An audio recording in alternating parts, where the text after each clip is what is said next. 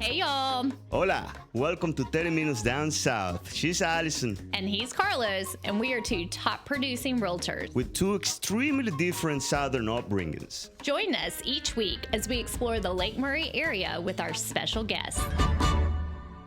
Welcome, Allison. Hello, Carlos. So, I'm not sure the number of this episode, and we're going to call it 37, but Okay. because we had to jump back and forth with other episodes that we recorded just because we had Santa Yes. last time. And so anyway, Trying to squeeze all the holiday stuff in right now. I don't think people really care what number episode this They is. don't. But they are going to care about our next guest. Which I'm extremely surprised. I thought that I was going to be the one bringing all the baseball people to our show, and guess what? Who knew? I know people too. She knows people too. Baseball people That's too. right. So we baseball have, people that I didn't know. I know. We have Brad Shank. He is president of the Columbia Fireflies, and he's going to come on to talk a little baseball, little community efforts, and especially tell us about the holiday lights that they have going on down there. So let's hear what he has to say. Let's hear it. And welcome, Brad Shank, president of the Columbia Fireflies. Yes. Thanks so much, Brad, for coming on with us today. Yeah, thanks for having me. We have a local celebrity in Chapin that most of us didn't even know about, probably. So I had the pleasure of meeting your wife and finding out about you, and we thought you would be a great guest for our show. So if you'll start off by telling us a little bit about yourself, about the Columbia Fireflies program, and we'll go from there. Yeah, well, it's good to have. My wife is my best PR person. Usually out promoting the Fireflies, maybe harder than I am. So, yeah, but I like you said, I'm the team president here. I've been with the Fireflies since Segra Park was just a big hole in the ground. Moved here in July of 2015, but was really working on the ballpark going all the way back to design phase in 2013 and 14. So I've been in minor league baseball. This is heading into my 21st season. Prior to this, I worked in Fort Wayne, Indiana for a team called the Fort Wayne Tin Caps. They've got a logo that is much sillier than ours. It's an apple with a pot on its head, which is an ode to Johnny Johnny Appleseed because he was buried in Fort Wayne. So I've been through the process there of building a new ballpark. Was able to talk my wife into moving south to come down here to Columbia, and now it's home for us. We're here and we're lifers. I mean, this is home for us. We love the community. We've moved out to Chapin about 3 years ago, just a little over 3 years ago, and just love it. I mean, it's great. The people are great. The pace is great, and kind of gets me away from the action a little bit, which is kind of nice in some occasions. Yeah, absolutely. I remember when they started building Segra Park and that area of town. I lived there back in, the early 2000s. So to see the revitalization out there has been awesome. And I kind of feel like the ballpark spurred all the growth around it, for sure. It is, yeah. And really, when you come to it at its core, I don't tell people that I work in baseball. I work in community building, and that's what we've been able to do. Prior to coming here in Fort Wayne, when we built the ballpark downtown was a ghost town in Fort Wayne. And the 10 years prior to building the ballpark, there had been $2 million in private investment in downtown Fort Wayne.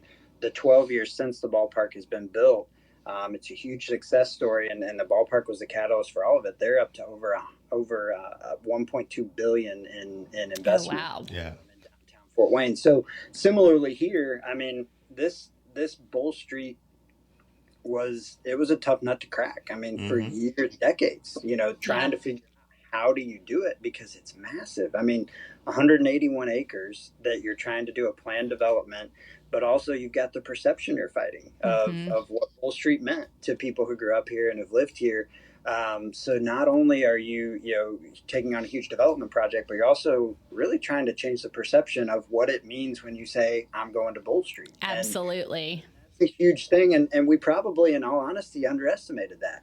Just that is a big challenge. So what we're trying to do is absolutely what you said. We're trying to be the place that drives and is the catalyst. We were the one thing that was brought here to kind of live and function on our own. Because if you brought in a small retail, or if you brought in just an apartment or something like that, it's probably not going to be able to survive on its own. And so we were able to kind of be that catalyst to continue to do that. And it was tough sledding, getting started. And now, thankfully we're seeing some really good fruits from our labor, either under contract, under construction, or already completed. There's now over $750 million in private investment on this site. Wow. So we're really making progress on that front. Well, I couldn't recognize it. This year actually was very busy for me with the kids and the baseball and coaching. So I was able to go only to one game this season, unfortunately. Okay. Usually I try to go to 10 or more games, but this season was particularly hard. And I just couldn't recognize it. There were so many changes from last year. Yeah. And the first thing that comes to my mind is that Major League Stadium that we have around the corner in Atlanta, Segra Park. Yeah. And if we can get that in a lesser scale, obviously, but something like that would be amazing. Well, see, the funny thing is it won't be a lesser scale. The area around Segra Park, the Battery, mm-hmm. I tell a lot of people this. It's 65 acres. This is 181 acres. Oh, wow. Development. So you're talking about a development roughly 3 times the size of the Battery around Atlanta. The size and scope of this, I think people just don't truly understand. When they build the USC Medical School on site, and it's a $350 million campus, with plans to continue to build off of that, even across Hardin Street, along with some of these other large projects that are coming in. I think you're exactly right. It is going to be our Battery or that big kind of entertainment district in town here, and I think that's what we're really building towards. And that's awesome because we are probably in 25% completion, 15% completion. So this is the time for people to actually jump in, secure real estate on that area, and then in 10 years from now, imagine how much it's going to cost. Oh yeah, absolutely. Just look at the townhomes that were site here. I mean, the first units that were built, it took a little while to get those off the market, but I think they were high 300s, and now, I mean, you're talking 600, 650, for those condos, and so absolutely, people who are early adopters, they're going to get the benefit of that early investment, and I think even folks across the street from us in Cottontown, talking to them about their property values, some of them have said, hey, I was looking to move, but I'm not now. Yeah, right. Yeah, and Cottontown is a very well-established neighborhood, and their prices have always been steady and on the rise. Yeah, absolutely. Well, I think, Brad, one of the misconceptions, I would think, in my opinion, is that Segra Park is just for baseball. Carlos and I have had an opportunity a few years ago to go there for an event that was held by the Central Carolinas Realtors Association.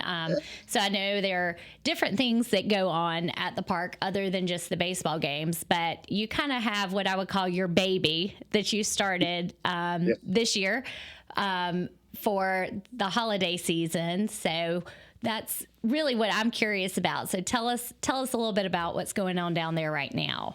Yeah, so we are in the midst of Fireflies Holiday Nights. So this was something I started working on, and some of our team started working on really when COVID hit. We were February of 2020. I had kind of started having some conversations about, what could we do in the months of November and December in a ballpark that would drive traffic, that would bring people down. Again, the whole thought of this being drive development around us and keep events going year round. So as we talked about it, one of our former employees had worked at a water park, and he said, hey, at the water park, we put up Christmas lights, and we would do all these different things. We'd have activities for families and stuff. And I said, well, let's look into it. So then March hits of 2020, everything stops. Literally for us, I think we were amongst the hardest hit industries. I think, that year we went 560 days without a baseball game. So I guess it was a little over 2 years. Revenue year over year was down 92%. Thankfully we have a great owner that took care of our people. We kept everybody, employed. We had to do all kinds of creative things, but in the midst of all that, there wasn't much going on baseball wise. So it's like, let's dig into this. So we were able to find a partner. At that point, I didn't want to do something that was super high risk, and also, I can hang a couple Christmas lights on our shrubs out front, but I can't do all that we're doing. So we found a great partner. We've got a couple guys that we work with. They've done light shows in the past, all across the country. Really interesting story. Josh, who actually does all of our design and programming for the lights, he would decorate his parents' house growing up. And then, as a 7 or 8 year old, he's doing this, gets to the point when he's in high school that the city comes to his parents and people are trying to sue him because there's too much traffic around. So then this gets in the news and some businesses see it and they say, well, come decorate our business so that we got people driving by our business. So now he travels around and does, shows in Dallas and the Salt Lake City Zoo and different places like that. So we got hooked up with him, and this is our second year. Last year, we learned a lot. It is way different than a baseball game, but we had over 1 million lights in the ballpark. Last year, s'more pits, did some different things for families. This year, we added even more. So we're up to about 1.2 million lights in the ballpark. The cool thing about it is you can go at your own pace, and the other thing is you can come at, it runs from 6 to 9 nightly. You come at 6 o'clock and just park in the parking deck across the street and just walk in and come at your own pace. You don't have to wait in line. There's, it's a big ballpark, so people can kind of do their own thing, find their own space. Right as you come through the gates, I mean, you see it right in front of you, and all of the lights in the seating bowl and on the field, every 2 or 3 songs, they will synchronize with the music. So they'll actually dance with the music and light up. We do tons of different activities for families. Obviously how you met my wife on the PTO, I've got a 7-year-old. So half the time when I'm planning things, I run it past him to see what he would think and get his feedback. Yeah. Brad, if he's on board with it, we go with it. So, Brad, what are the dates for the light show? Yeah, so we will run every day through the 31st of December. The only day we won't be open is Christmas Day. So we'll be open every day, 6 to 9 o'clock. The last day of the year on the 31st, we're going to do 5 to 8 p.m. And do more of like a kids ball drop. Do something for the kids a little bit earlier. We'll have like the sparkling cider and party favors for kids, and we'll do a countdown here earlier. So that the parents can kind of have them do their thing, and then the parents can go do their midnight stuff if they want to. So awesome. And the cost for the entrance? It is $12 per person. We do discounts for seniors, military, first responders. They get $2 off their tickets. And then once you get here, that $12 really it covers everything outside of food and beverage. And then we also I also bought a trackless train this year that lights up. So we do train rides around the concourse, and those are $3 per rider. But we literally start in the left field corner and take them all the way around the concourse, and they get to go all the way around. But that's cool. There's other free activities for kids. Our conference room, we do crafts in there. We partnered with Home Depot, and they've got little crafts that you can, hammer and put together a little wooden race car. Lexington Medical Center sponsored an area where we've got letters to Santa. So they've got a big mailbox. Kids can sit down, write out their wish list to Santa and put it in the mailbox. And then the big man himself, he's here every night until December 23rd. So Santa is here. We've got an awesome sleigh where kids can hop in the sleigh with him, obviously make their requests, let them know if they've been naughty or nice, and get some good pictures as well. But I think probably the biggest hit has been the s'mores.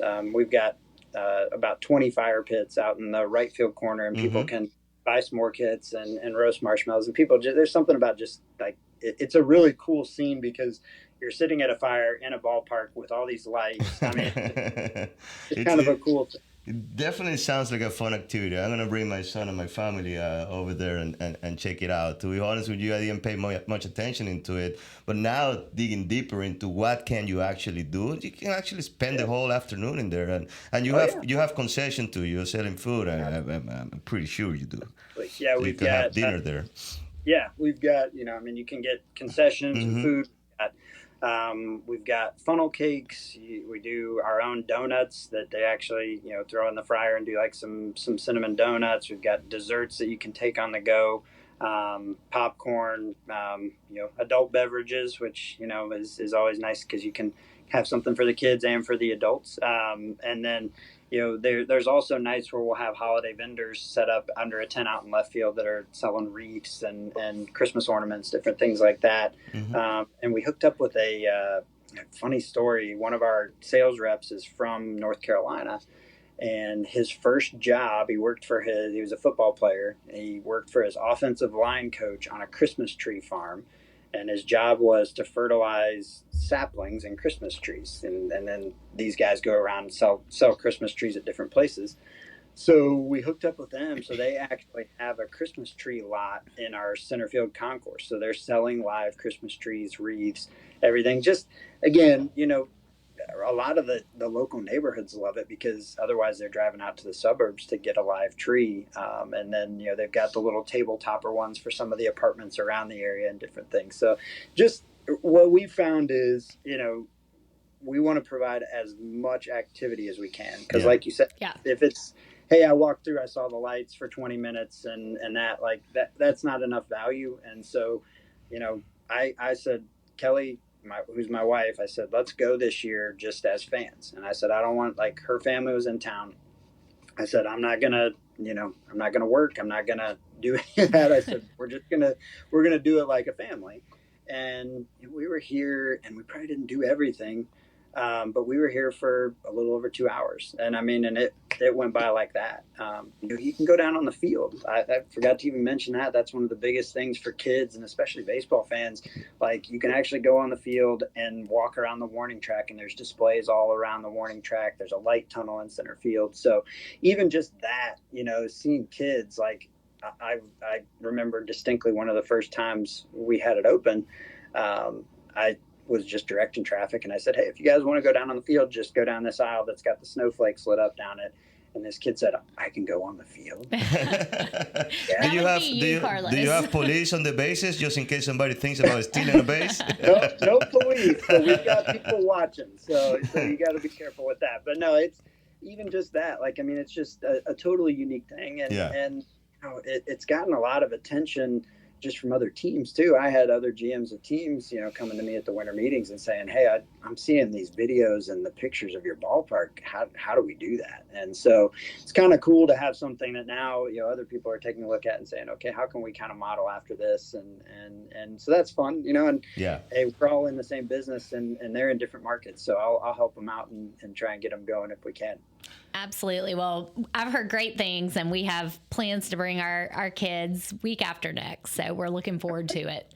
Awesome. Brad, moving forward, what's next for the rest of now you close the lights on December 31st, and I'm sure that there is a downtime, in theory, between that date and spring training.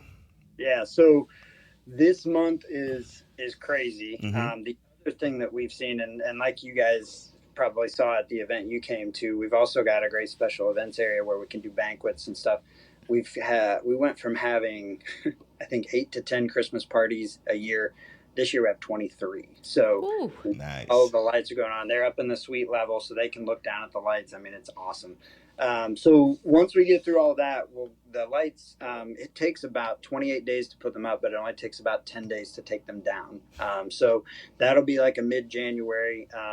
And then the nice thing with our show is the guys we work with, they actually rotate our show around. So the displays that you'll see on the field this year will be totally different next year, and they'll rotate in different lights and things.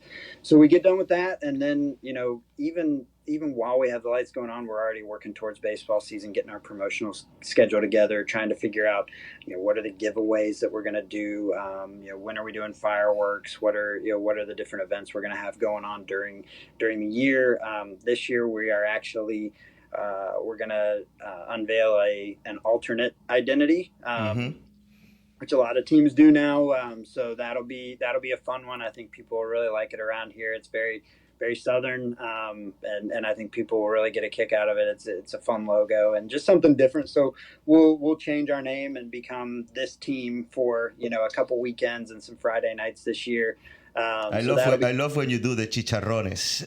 Oh yeah, and we're gonna do the couple weekends. So the chicharrones will be back to that again. So it's minor league baseball. It's fun, and so much of what we do is we focus on the entertainment. I was in Nashville and was meeting with the Royals guys and talking to them, and they're focused on who are we going to get in the Rule 5 draft and what's our draft pick going to be for next year and all these things. And when I'm talking with other minor league baseball guys, they're talking about how can we do more stuff for families in our ballpark? What can we do to draw more people in, to have fun? What are the things we can do to entertain?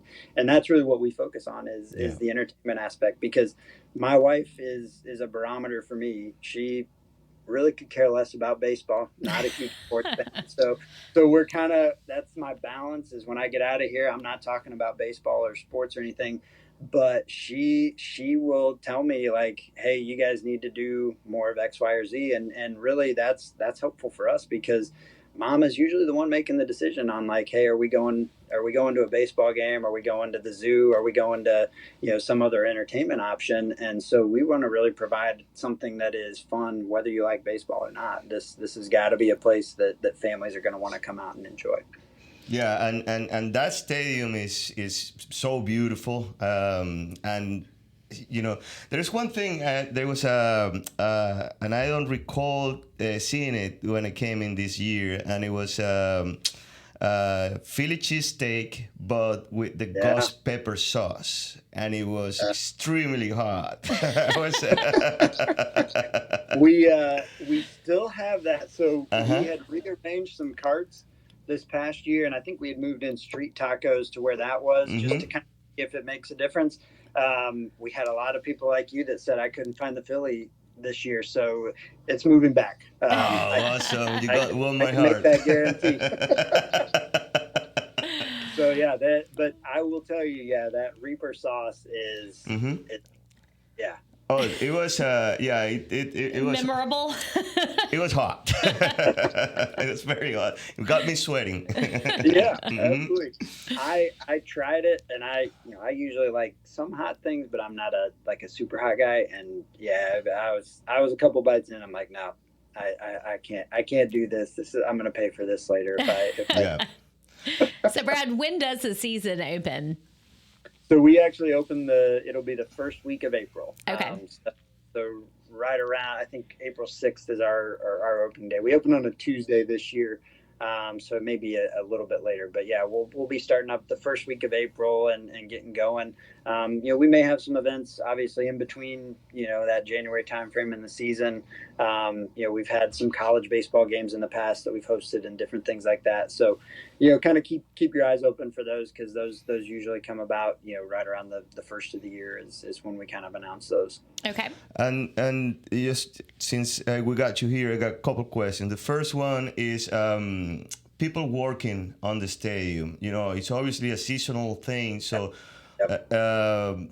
how many people do you operate on a yearly basis, and how many people operate when it's only baseball season? Right. So annually, full-time employees, we have right around 30 full-time employees. We've gone between 25 and 30, but usually it's closer to 30. And then seasonally, from January through the end of September, we have about 10 to 12 interns, full-time interns that are really, basically full-time staff members. We lean on them a lot. On game days and for special events and other things like that, lots of part-time workers. Over the course of a year, probably about 500. On a busy night, between parking, ushers, ticket takers, kids zone, concessions, which is a huge animal. You're probably talking 250 part-time employees on a big night. And whoever is listening and wants to work for the Fireflies, you go to the website. They're opening right there. If they go to ColumbiaFireflies.com, there's a tab that they can click for employment, and they can actually just apply online. Now we usually start in earnest right around the end of January is when we start kind of doing that. We usually do a couple job fairs too, just, so that people can come out, interview quick and get going on things. But we have a mix. It's a lot of our ushers are kind of, maybe retired folks that they like being at games. They want something to keep them busy. We've got some food and beverage that, are people who are just, they work in different restaurants and things like that. We've got, lots of college kids that do it as a summer job. We have some, we have a couple bartenders that are teachers, and they love it because it gives them a little bit of an outlet from the kids. Yeah. They have adult fun and obviously they make some tips and make some extra money over the summer, which is good too. So we're really a big mix, but yeah, they're all members of our team, because so much of what we do, if y'all come to a game, there's a good chance you don't ever interact with one of our full-time staff members, but you're probably going to interact with the ticket taker, the venue safety officer, the usher, the concessions worker. So much of what we do, we lean on them heavily to provide that experience for people. So it's a really important part of what we do. And I must say, I've been to, I don't know, hundreds different stadiums, and the attitude of the people working for the Firefly is always top notch. It's always, it's Southern hospitality at its best. And now that I got you talking about hiring people, I have a friend that if you're looking for an infielder, he's gonna be around 42 years old, so he might be slower on the sides, but I know him. Just let me know. Gotcha. I think I know that friend too. Like? It's still pretty good, The only thing is, after throwing for a couple of days in a row, he cannot sign. But it's still hurting. But it's just a friend, okay? Yeah, okay. Well, and it's funny because you mentioned, Juan Soto, obviously, signed up for the Yankees, and so funny story with him. I run around our concourse a lot of times, like in the afternoons, like before games and things. And so I was running. Opposite team was taking batting practice, and sometimes when a guy hits the ball, like, it just sounds different. Oh, it sounds different to the bat, you know what I mean? And it stopped me in my tracks. Some guys in the batting cage, and I looked down, I see his number. I said, okay, I'll look, see who it is later tonight, because he was just hitting balls out, boom, boom, boom, going. And so then later that night, I'm walking around the concourse talking to people, same sound, and the ball goes 450 feet to the parking lot in right field, and it was Juan Soto. Nice. He was here. And he was 14 years old at that point. Well, he was 18. Wow. In our league, that was in early May. He crushed us. I mean, he hit a ball out to center field, which is nearly impossible here, and he was in the big leagues by July. Oh yeah! Wow! Oh yeah! He got in the major leagues when he was 19 years old. I mean, that's it. This is a generational talent. And well, we're running out of time, and now now we had a subject that I can talk about for the next 5 hours. That's right. Well, we'll have to have you back, Brad, right before opening day, so we can find out what all you have planned for the season. Absolutely. And I appreciate y'all, talking with me. I get pretty excited about these holiday lights, so hopefully I was able to give you some good information for people to know, just if they want to come out and enjoy. Oh yeah, absolutely. We will definitely be there and meet you in person at the stadium. Awesome. Are you there every night? I hope not. Wife would not. Remember, he said he had a family. Last year, for the first year, I was here more than I would like to be. We'll give you a heads up. We've got a really good staff, and so they've taken on some leadership with that, and so it's been nice. I don't have to be here every night. I a couple times a week maybe. Yeah, we will give you a heads up when we go over there. Awesome, Brad. Thank you so much. Thanks again. All right, thanks. Take care. That was cool. I knew you would enjoy that. Thank you so much for bringing baseball on December. You are so welcome. So they have a really cool thing going down there. And I think those of us who have been in the area for a while have really enjoyed seeing the growth and the revitalization of the Bull Street district. But I really love that the Fireflies are putting on events for the community throughout the year. I really wasn't aware of the magnitude of the plans. I mean, I knew it was a big project, and I knew there were billions of dollars getting involved in the development, commercial and residential in the area. But when you compare it with Segra Park in Atlanta, right? And this is a bigger area, 3 times the size. That's insane. When it's built out, it could be 3 times the size.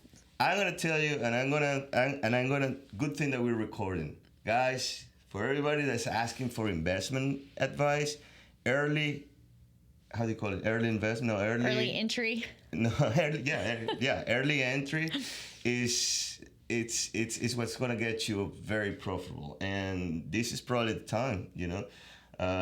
If the project goes the way it's planned, and it's hard to not believe that it's hard to believe that it's not going to happen. I think it's definitely going to happen. I mean, especially when you hear about, and you and I hear about it a lot more, but all the industrial growth that's going on I would say within a 75 to 100 mile radius from Columbia. Yeah. What's going to happen to this area in the next 10 years is unreal. Yeah. I mean, I always say I'd like to compare Columbia with Charlotte 20 years ago. And that area right there, I mean, that's going to be prime. That's probably as a slam dunk as you can get. And early adopters. Early adopters, yeah. So great opportunity for people looking for an investment. Great area, potential for growth. But I'm super excited about just going down to see the holiday lights. I know you are. I know. I'm such a sucker for Christmas activities. I'm excited to be in a baseball field in December. Yeah, you too. So win-win for all of us, right? Oh, I'm definitely getting into the field. That's a beautiful stadium. It really is. It's nice. It's spacious. It's pretty. It's well designed, and the people. I can't tell enough. The people working in there, all the ushers, I never had a single bad experience in there. Like saying, "Oh, that guy was rude."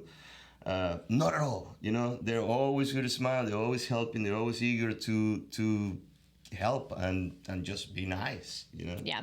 It's a wonderful place to be. It's a great place. So go visit Columbia Fireflies, their holiday lights, and you might even see us there. Maybe.